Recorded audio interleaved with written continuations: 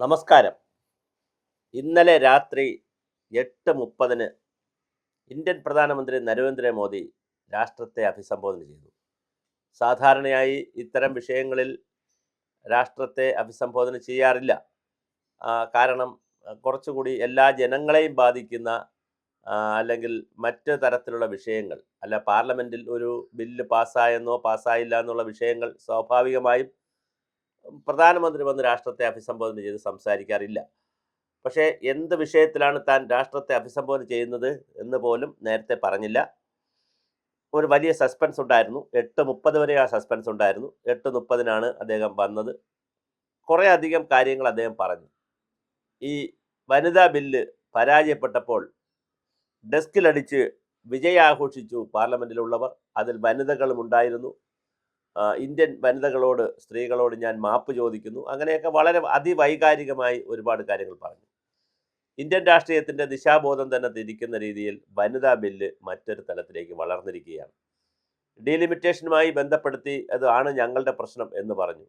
ആദ്യം 543 സീറ്റ് ഉണ്ടായിരുന്നപ്പോൾ, അല്ലെങ്കിൽ ഇപ്പോഴുള്ള 540 സീറ്റ് ഉള്ളപ്പോൾ എല്ലാവരും പറഞ്ഞു വനിതാ സംവരണം നടത്താൻ കഴിയില്ല, സീറ്റിൻ്റെ പ്രശ്നങ്ങളാണ് പറയുന്നത്.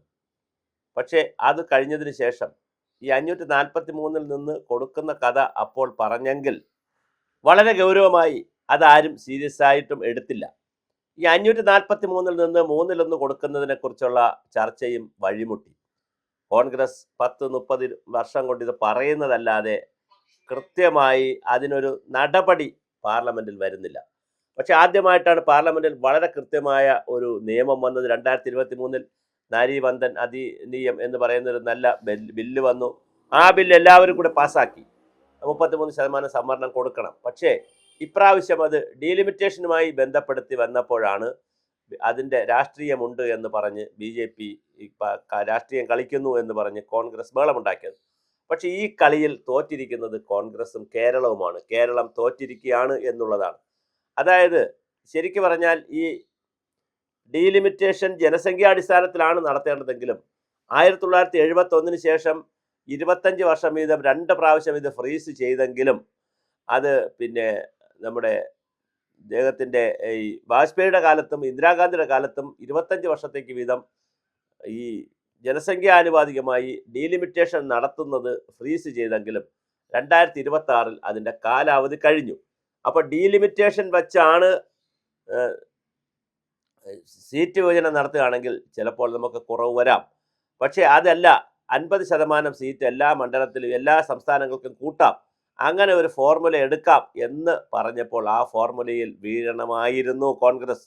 പക്ഷെ ആ ഫോർമുലയിൽ വീഴാതിരിക്കുമ്പോൾ 2011 ഡേറ്റ് വെച്ച് എടുത്തിരുന്നെങ്കിൽ നമുക്ക് കിട്ടുന്ന സീറ്റ് വളരെ കുറവാണ്.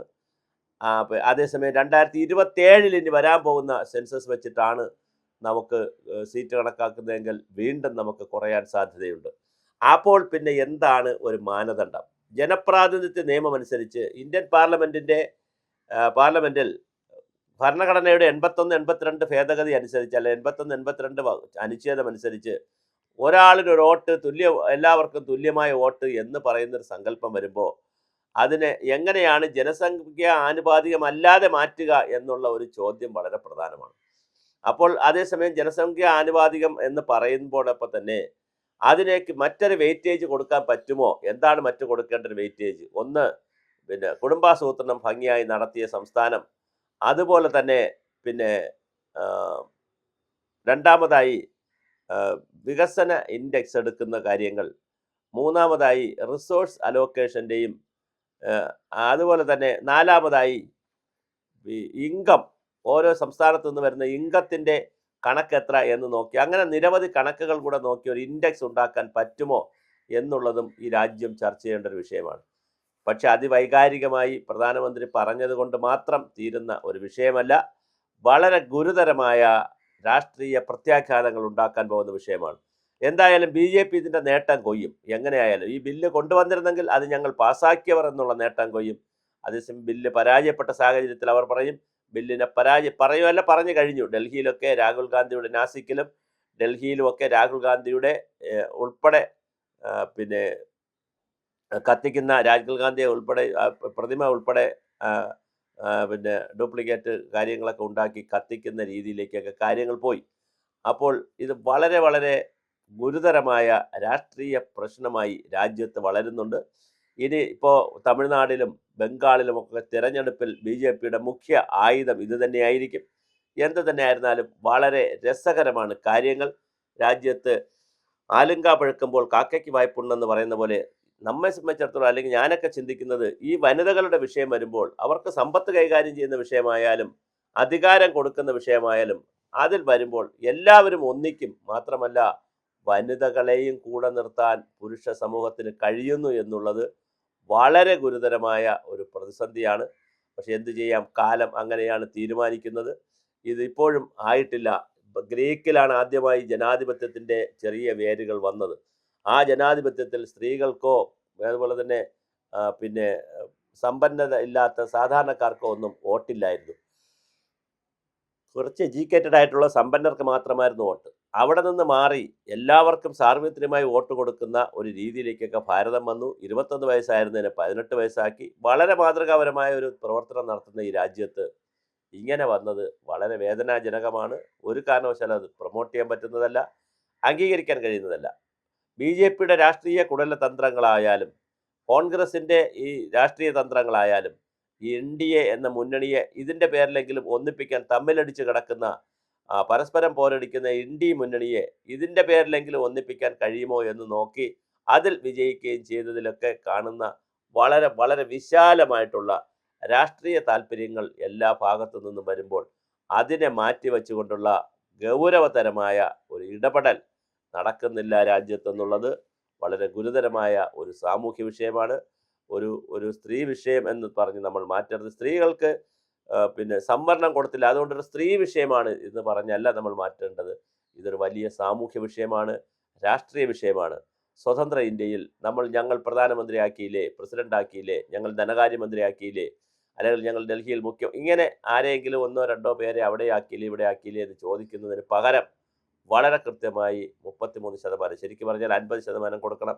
അത് പറ്റിയില്ലെങ്കിൽ 33%മെങ്കിലും തുടക്കത്തിൽ സ്ത്രീകൾക്ക് അധികാര സ്ഥലങ്ങളിലെത്താൻ, കീ പൊസിഷനുകളിലെത്താൻ, പ്രത്യേകിച്ച് പാർലമെൻറ്റിലും അസംബ്ലിയിലും എത്താനുള്ള സൗകര്യം ആരാണിനി ചെയ്തു കൊടുക്കുക? ഇതിനുള്ള സാങ്കേതിക തടസ്സം എന്താണ്?